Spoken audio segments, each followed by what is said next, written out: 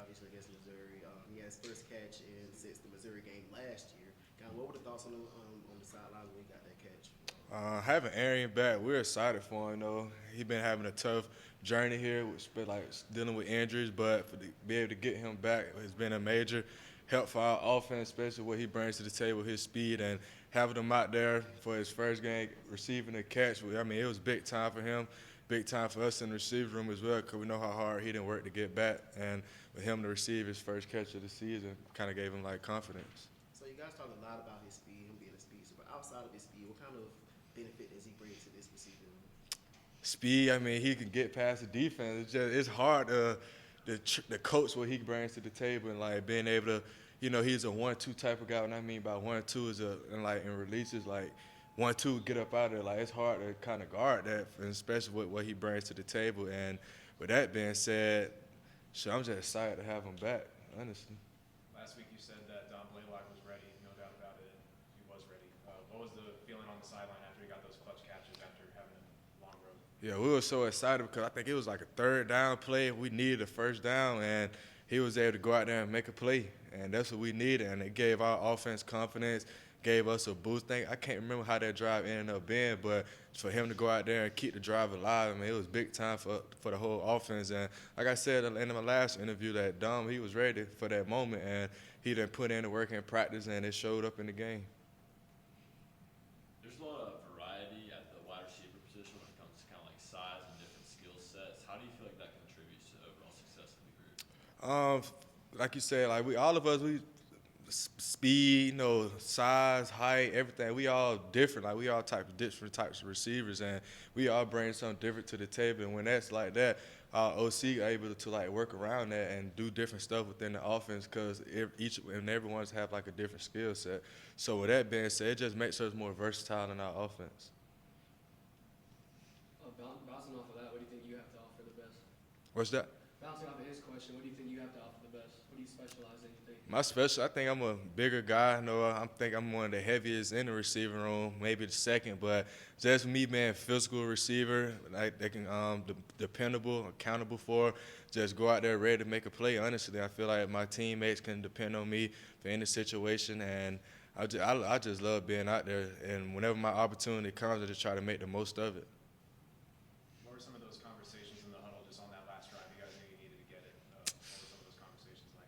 Like we were just for each other for real, just like the brotherhood that we knew that before going into the game, we knew what type of environment we was about to get into. We knew it was going to be loud. We knew it was going to be a night game. We knew all this going into it, and most people were surprised that it was a close game. But in that locker room, I mean, I was excited that we was the underdogs for a moment in out that game because we was able to find out a lot about us as a team, and we was down. I think it was about 13, 10, some points like that. I mean, it's hard to come back on the road. Most teams would have probably folded, but one thing about it, we showed resiliency and that connection and that brotherhood that we was able to overcome that adversity. What do you think you did specifically in that comeback, as a leader? What were you saying in the huddle? I knew coming out the second half, I mean, if you would just go back and watch the film, I was locked in. I was ready to go. And you can see me on the sideline, hand-butting guys, like, let's get it going, because I knew how bad I wanted to win that game, and I knew that we was capable of doing it. We were just shooting ourselves in the foot the whole first half.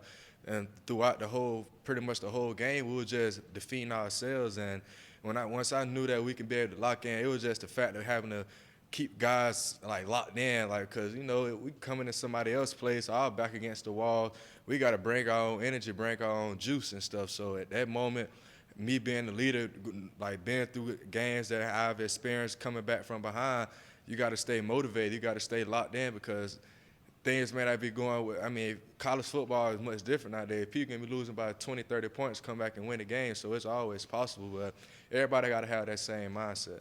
So much different is the message in the locker room when you're down versus when you're up. It's more motivating, like we need moments like this. I mean, people always say we're the number one team in the country. We're supposed to be blowing teams out. It's not always the case because at the end of the day, like people like that G means a lot. And when people have to see that G on that schedule, have to come and play, they're gonna put their best foot forward. They're gonna try to, embarrass us in a way, and we was getting embarrassed some that last game. But like I said, we overcame that adversity and we got the dub. Coach Chad Campbell at Peach County teach you to become a leader like you are now and raise you how you have become here? Right. Growing up in high school is very similar to here. Like it was very cutthroat. You know, you got to be prepared. The best 11 gonna always be out there ready to play.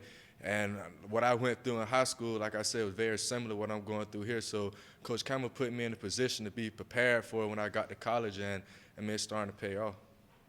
Darnell, I know spoke to the team a little bit at halftime. He was talking about to us a little bit ago. Said he had something in his mind he wanted to say before he even went in. Did that surprise you? He spoke up like he did. Darnell. I mean, he's starting to step up in that leader role, in that leadership role. And he came out, had one of his best games, I feel like, in his college career, just by opportunity-wise, going up, making catches and stuff like that. But when Darnell was able to speak up, you get many different guys who at one point was not saying afraid to speak up, but they wouldn't speak up. But now they're at the role that they can speak up and their voice are being heard.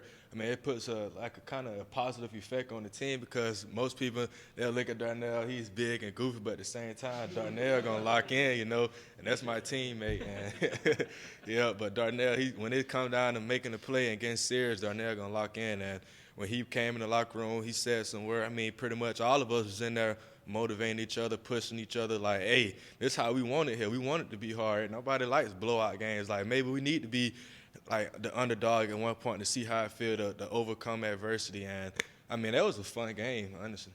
So you talk a lot about how you guys lock in and overcome that adversity, but you also talk about that connection that your receiver room has. Can you talk a bit about how you guys have built that connection with each other and how it allows you to just lock in and flip the switch when you need to like that? Yeah, through practice, you know, like the coaches put us through those situations in practice.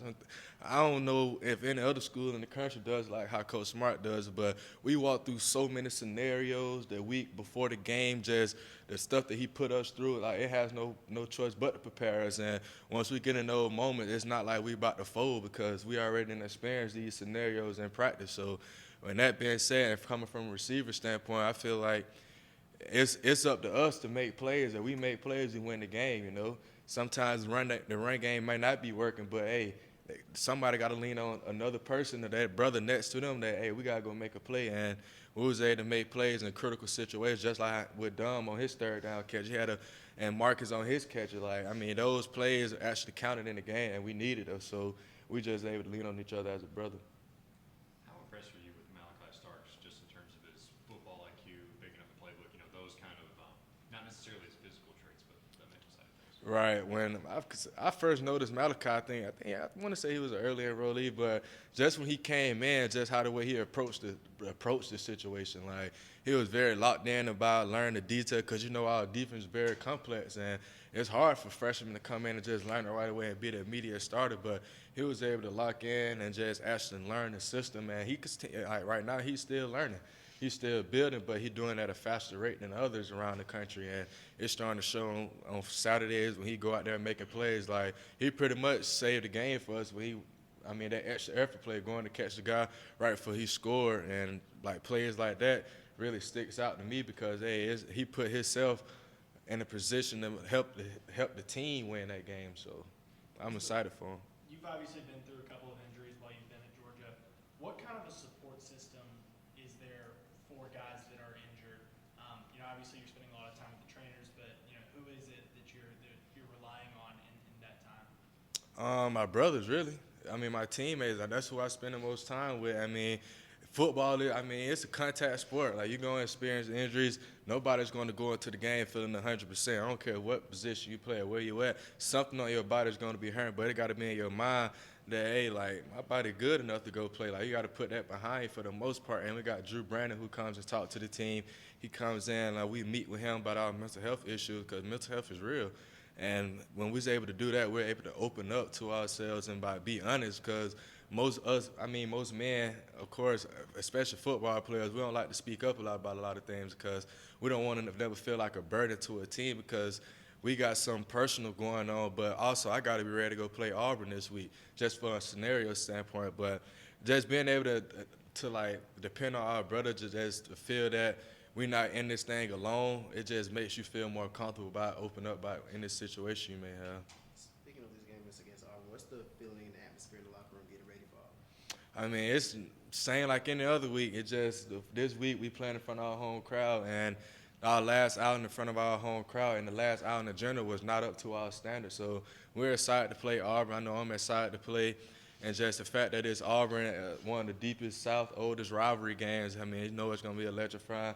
3:30 primetime game. I mean, why not be hyped for it? I mean, it's hard not to get hyped up for it. So we're excited to go play them, and it's gonna be a fun game. Two more questions. How big was Pod for you guys in that game against Missouri, and just kind of being able to rely on him, even if you guys did, stall in the red zone, you're able to rely on him. Right, Pod came up so clutch. I mean, with those field goals that he made, I mean, sure, we couldn't score in the red zone, but Pod was able to, give us those points that we needed, and we was able to lean on him much and more each and every week because the more the offense can't score in the red zone, the more Pod got to be golden led for us. So, but we can't be putting that much pressure on him as an offense because when we're in the red zone, we got to be able to score points. I mean, we haven't been efficient enough in the red area, so with Pod coming in and making those clutch field goals, it's been great for our team, and we still stand on him each and every day because you know how important he is and what role he is playing.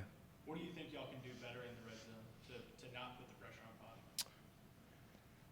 Just being locked in to all assignments. I mean, we get to the red zone and just forget what we're supposed to be doing. Not saying that that's the whole thing, but it's the best 11 on the field, right? So if one mess up out of that 11, the whole play is ruined. So if we could all just get on the same accord and just be dialed in and execute at a high level, we should be able to score points in the red area. All right, thank you, Kearis. Thank y'all.